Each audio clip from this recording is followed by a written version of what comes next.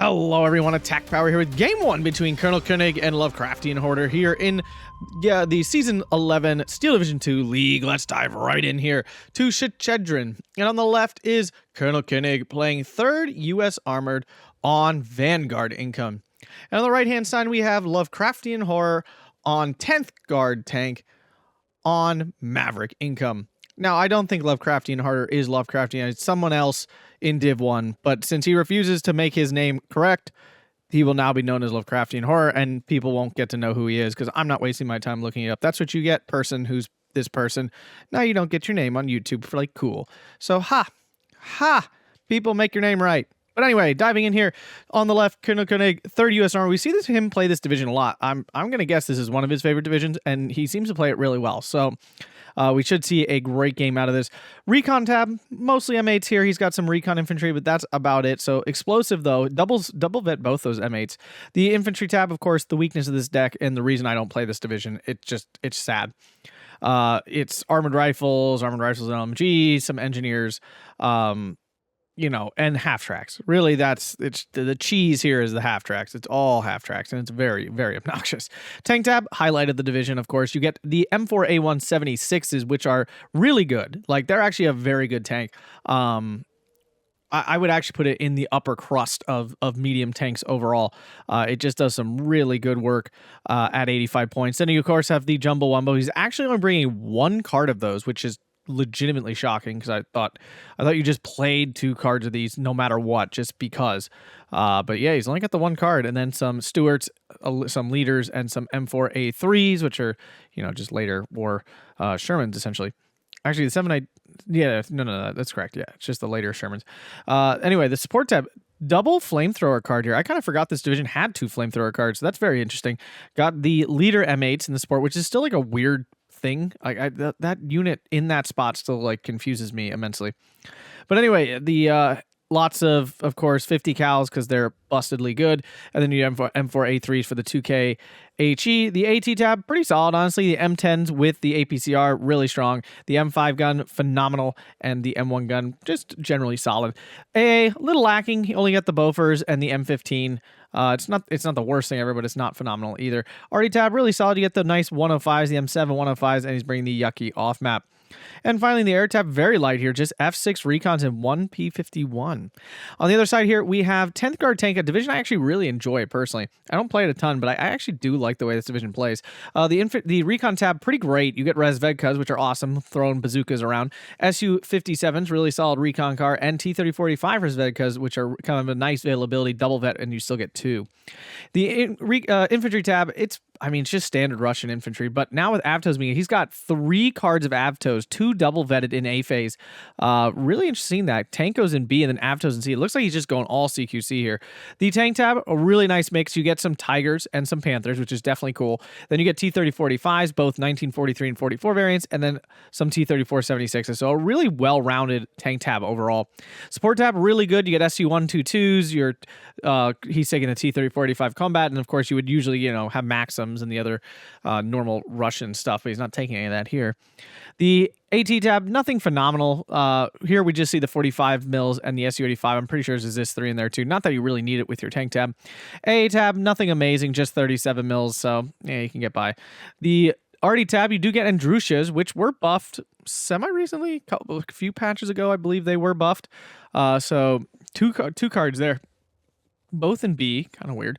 I guess not. They don't come until B. And the air tab, fairly solid. You get an okay fighter in the P39. You get U2 recons, and then the IL-2 with the AT cannons, and the IL-2 here with the rockets. Don't like that one, but in we go here, folks. To battle. So big blobs down south. This is pretty standard. This is what I'm used to seeing here.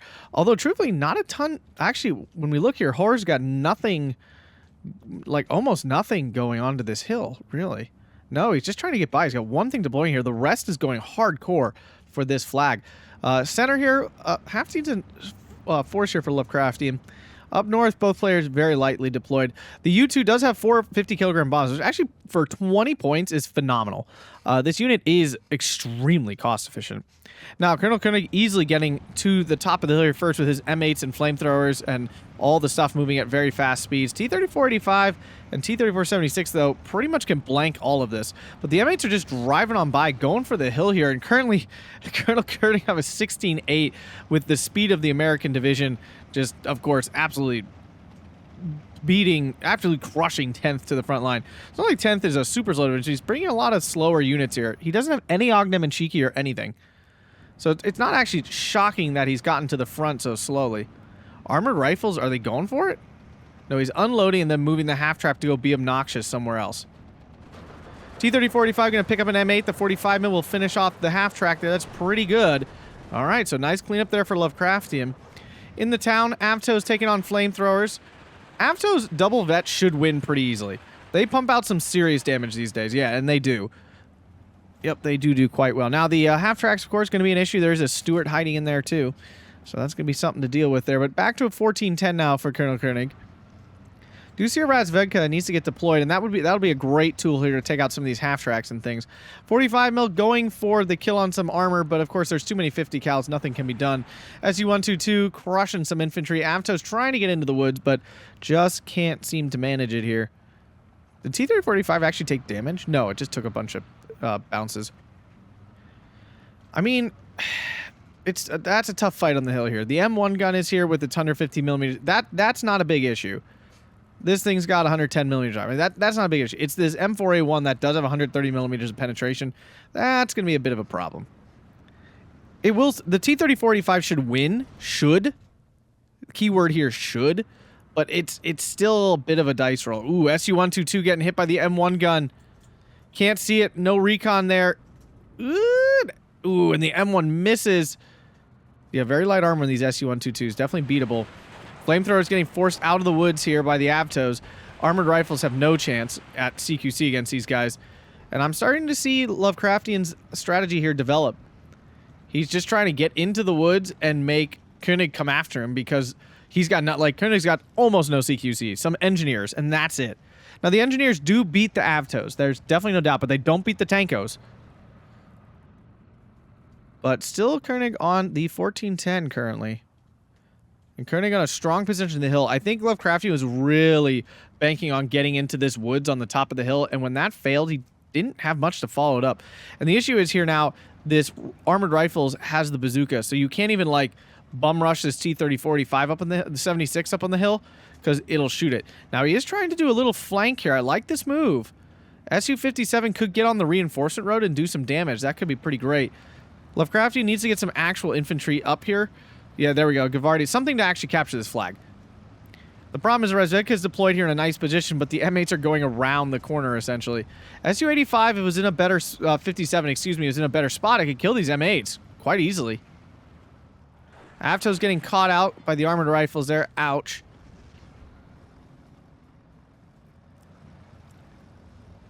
SU going for a ground attack, trying to take out that M1 gun that was hunting it earlier. See an early F-22... Not a big fan of these. They're not very good, but that doesn't mean they can't be annoying as heck. What is this U2 doing? It's got bombs. It could go kill something. There's no doubt about that. T-34 going for it. Stewart in a really weird spot. I don't think hill pression will matter here because they're kind of on the side of the hill. Here comes the IL-2, though. If the U2 stays on line with it... Oh, and there it goes. Nice kill there. Now the T-3485 can kind of do whatever it wants. 45 mil came out of the woods. There's double flamethrower in the woods. Lovecraftian's playing pretty solid, but Koenig still has the the ticket advantage here. Stewart goes down. Does get a pen on that T-3476. SU-122 kind of needs to stop ground attacking here. U2 gets bombs off on that BAR armored rifle, but it was on fallback, so dodged most of the damage.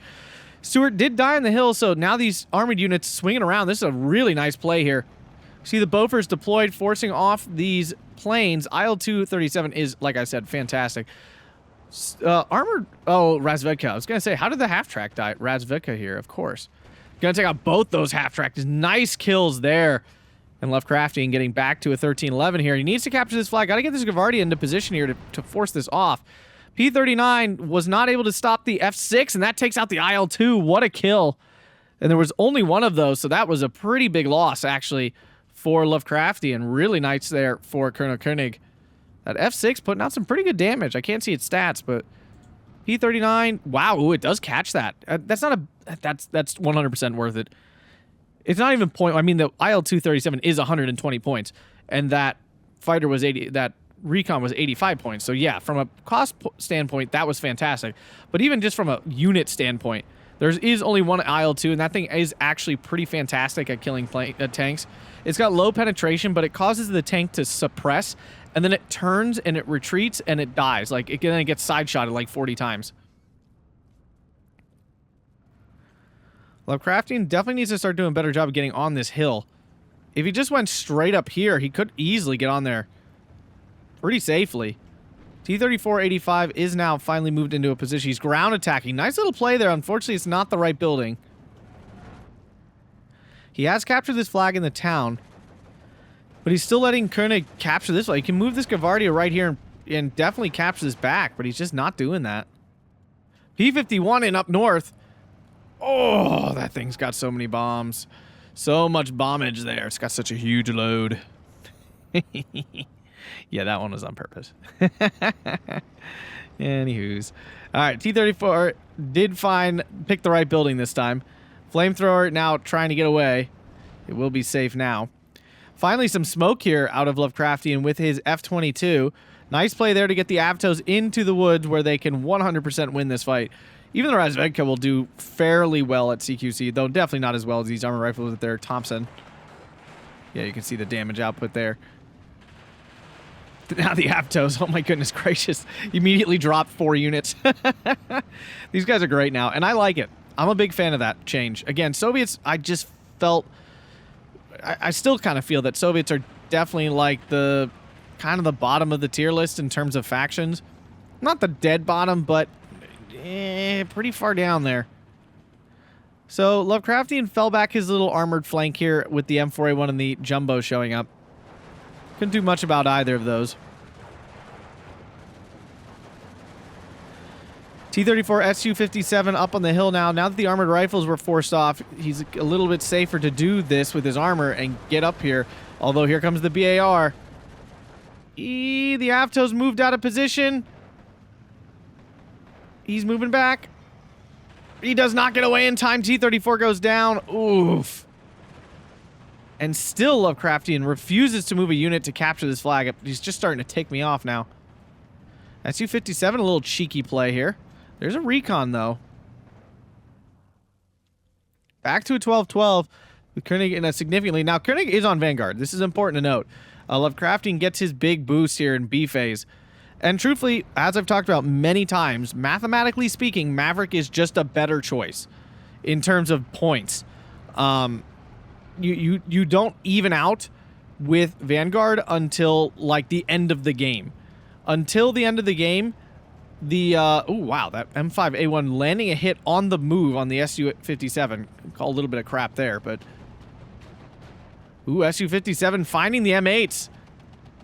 It's pretty big. These have been actually quite annoying for him. Misses the second shot. These are really good. They got the nice, like, 6-pounder going on. One down. The other one's still out in the open, but now can fire back. It's in range. Misses. Now it fell back. That was the wrong choice from Koenig. Gonna allow that M8 to go down. Boom, big kill there. But anyway, where was I? Oh yeah, Maverick, you end up with more points until the very end of the game. So, like, the argument that Vanguard has the higher C phase doesn't actually help all that much. Wow, I don't know what Lovecraftian is doing. This is just, like, just annoying now. It's right there. He doesn't have to be losing points. Bruh. Ooh, nice little cheeky play here with the T-34-85 Razvedka. These are just so good. Having recon in your tanks is really good. There's no getting around that factoid, that it is just really helpful. Having your tanks not be completely blind can just help in so many situations. So this flag recaptured here by Koenig in the town, and Lovecraftian finally capturing his flag back as well. Like, this T-34-85 would not spot this Stuart if it was just a normal T-34-85. Like, it is just, it's such a significant boost in efficiency. Jumbo is doing jumboing. Gavardi is a little too little here. The thing is, what does 10th do to kill this Jumbo? I mean, Andrusha's, the IL-2 37 was an option. The IL-2 with the rockets is a sad but usable option. We're into B phase now. Let's see if Lovecraftin can turn things around. He has the Andrusha, and he's going for it. Jumbo's moving? A teeny bit. Still in the Andrusha circle. The question is, will Koenig push it forward or back? Or will he just stand there and take it? He actually ends up pushing it forward. What a heads-up play there.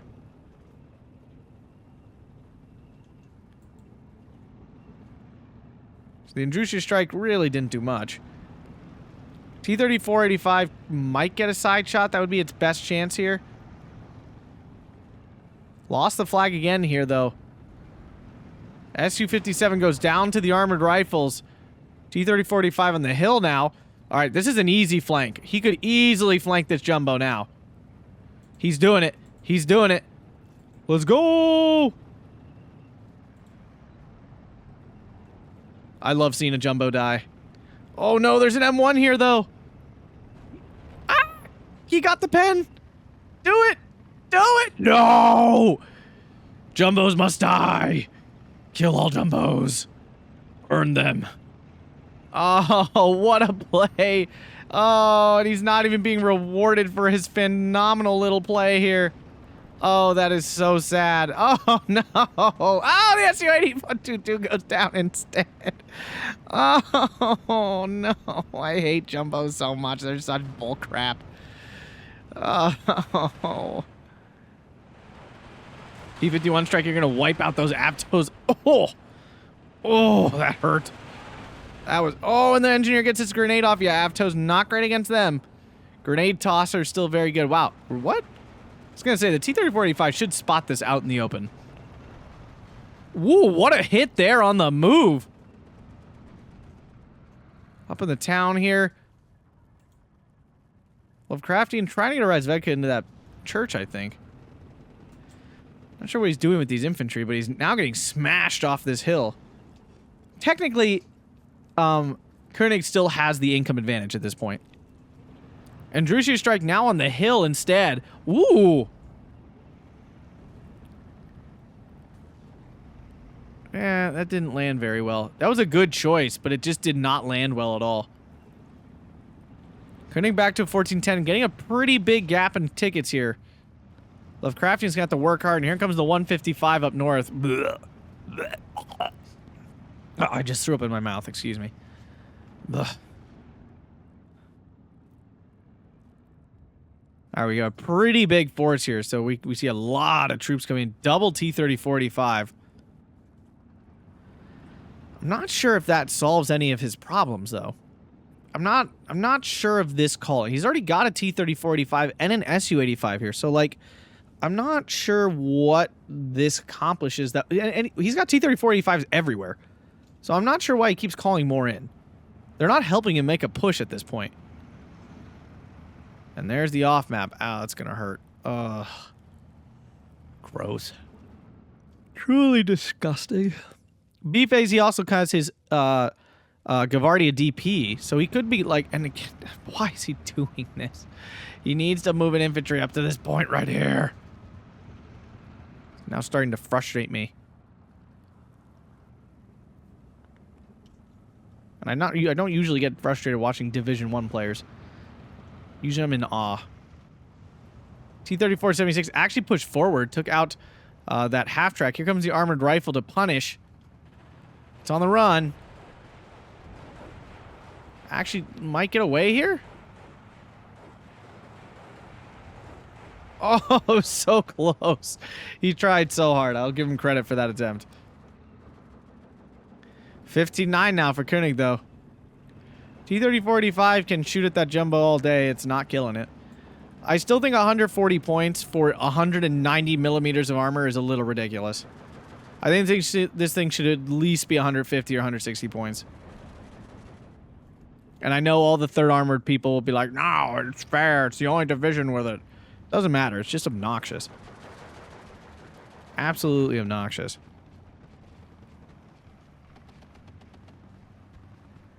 Just note, to get that much armor on any other unit in the game, it costs 200 plus points. And obviously those units have much higher penetration and stuff, but it's still, it's the armor that makes it obnoxious. It's the difficulty in killing that's the problem, not the power of the gun, really. There's plenty of weapons in the game that can kill big stuff with good guns. That's not what make those units, like, hard to deal with. It's the fact they have a bajillion millimeters of armor. Koenig making a big push here in the town. It looks more like he's on Maverick than Lovecraftian right now. Avto's just a little out of position to get that half-track, and now the half-track's going to surrender the Gavardia. Nothing messed up about that. And Drusha just blasting away at whatever he can hope to get. I would think the Tankos would do all right here, but it's 2-on-1. He jumped out of the building to try to minimize the 2-on-1. It did succeed. He took out one pretty easily. Gets the molly off, too, so that armor rifle just gets eviscerated. Wow, it just, like, disappeared. And this isn't even a full health Tanko. My goodness gracious. Oh, I love it. Look at those PP shots go. Razvedka cannot do it. T-3045 probably should swing around over to here. Really? He must have... That's weird. Oh, another big P-51. You really only need one of these. I mean, it's just every time they get in, it's so much. It's such a big boom, and it's always so painful. We're still in the B phase. It's got a couple minutes left. Avto's going deep here.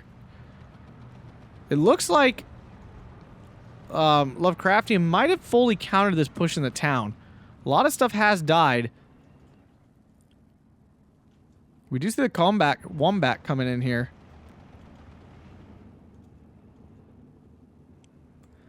Looks like he's gearing up for another strike here down south. Not super suggestive based on what we see here.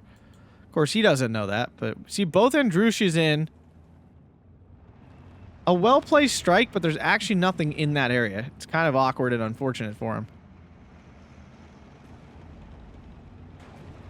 I mean, he'll pin some stuff down, but he's not going to kill anything. Of course, he doesn't know. I mean, this would be usually, like, if I was going to blind strike this hill, that is exactly where I would put it too. Maybe a little deeper back here, but that would be the only difference. Still would probably miss. Off map came in, didn't do a ton, but it did allow Koenig to capture the flag once more.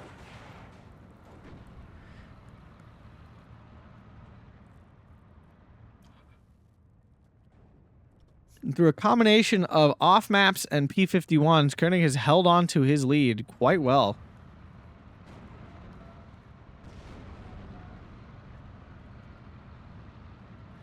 SU-122 spotting the M5 gun. Wonder how he sees that. Is he ground attacking? He's ground attacking. That's the answer. Clearly it killed something at some point. Used up its APCR already.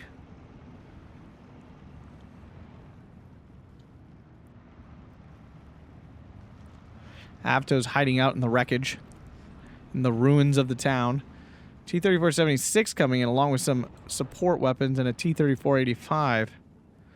Big push on the hill. He has captured the flag back, and his CQC troops are getting in. T-3485 and Su-85 coming in. Gavardi DP is here to cover. There is a half track, though. I mean, his only job is to kill this, essentially. To keep these bazookas away from his tanks. Tankos get caught out at long range. Not good. Double Su-85. Okay, it's clearly not there anymore. Rifles does go down. Gavardi DP do have a AT rifle. T-3485 going way back. And he's immediately pushed off. He like attacked, but really didn't commit to that attack. Like, he basically gave it up the second it didn't go very well. He might get some free kills on these AT guns, though. That would be pretty phenomenal. Especially that M5 gun.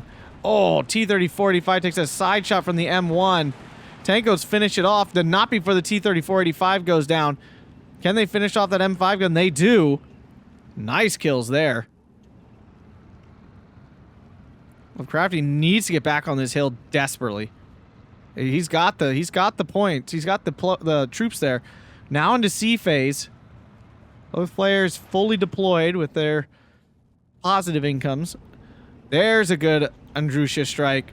That's the best one of the game. Taking out a leader tank, a support. Wow, that was a good one. That one actually did something finally.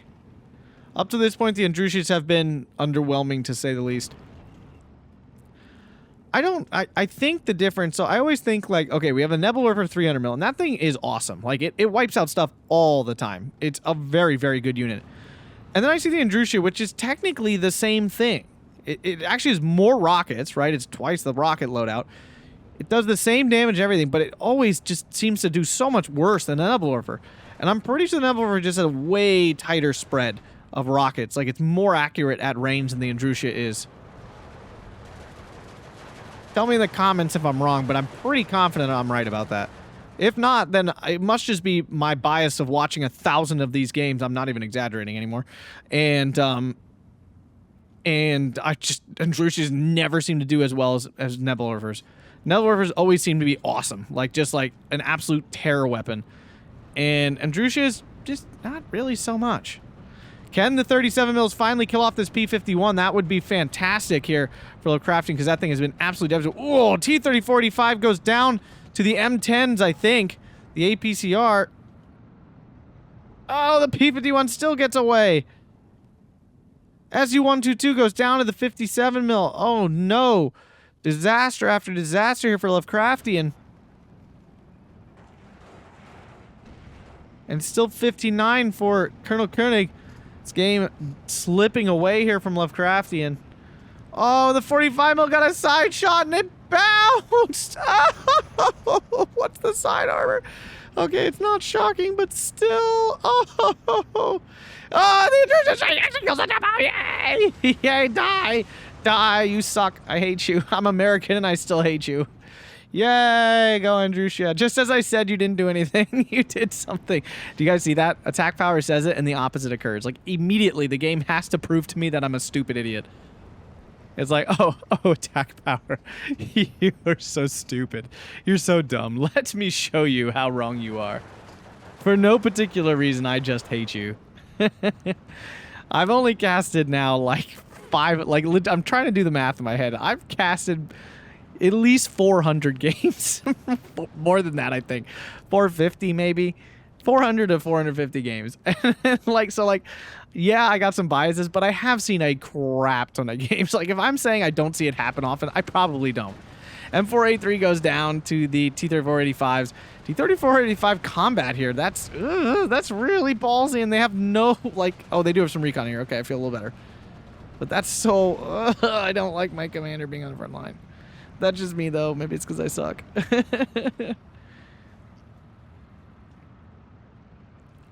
Oh, and I'm going to give a shout out. I don't know if he's watching, but Hobo Tango just released a video. He doesn't post much these days, but we played a practice game and he posted a video, and it's literally his attack power a noob. It's a good match. You should go check it out. It's pretty fun. It's a pretty fun one. Hobo Tango playing his classic way that like few other players play these days. Me and him playing is always a hilarious, balanced, like, slugfest. T-3485 chasing the M5A1s. That's funny. All right, Lovecraftian making a nice push with these Aptos here. 37 mils going after that F6. Something just exploded. I think it was the Stuart. Still 14-10, though. Only 4 minutes left here. Ooh, Rifles. BAR gets another SU-122. Disaster. The Jumbo Wumbo died here?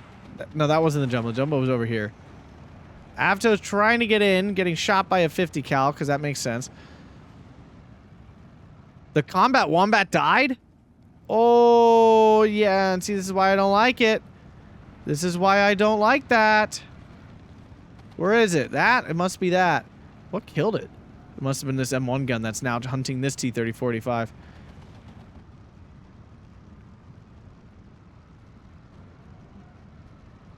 Now another M1 gun coming in. Yeah, he lost that combat for, like, nothing. There was really not a ton of reason for it to be here. It wasn't doing much, and this is a dangerous... This is such a dangerous position. Sapri Komroti saves themselves from the engineers. Nice job, leader dudes. M4A1 in the town here did die. Half track goes down. I mean, Lovecraftian's finally getting some better trades, but he's down 15-9 still. There's a tiger. I thought I heard that distinctive tiger bang. Wow. Oh, bailed out on the T-3485. That's just harsh. That's harsh RNG. Lovecraftian didn't deserve that. Recon gets spotted, actually. The artillerist here. I'm kind of surprised he brought the artillerist. She's only got the F-22 for the radar. There's only 3 of those. And he's got a ton. He's got a lot of recon. He's got 2 cars of Razvedka, the Su-50s. I mean, he's got a lot of recon. So to me, that's really odd to bring the artillerist on top of that. I mean, that was probably at least a 2-point slot. He could have got more tanks or more AT. I mean, he's against 3rd. I know he's got a lot of tanks himself, but he's against 3rd armored. Like, you want AT. Everything's a vehicle in this deck. Okay, this was a really weird strike.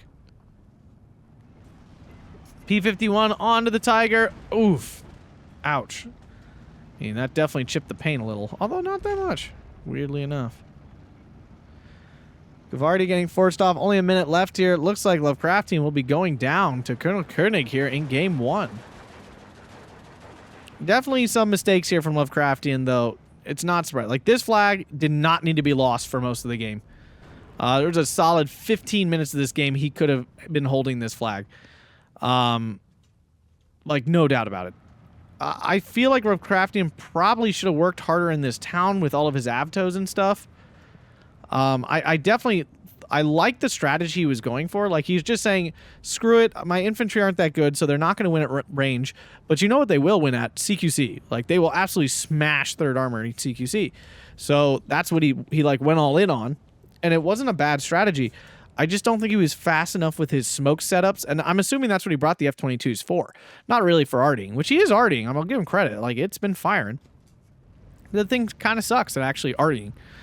So, you know, like...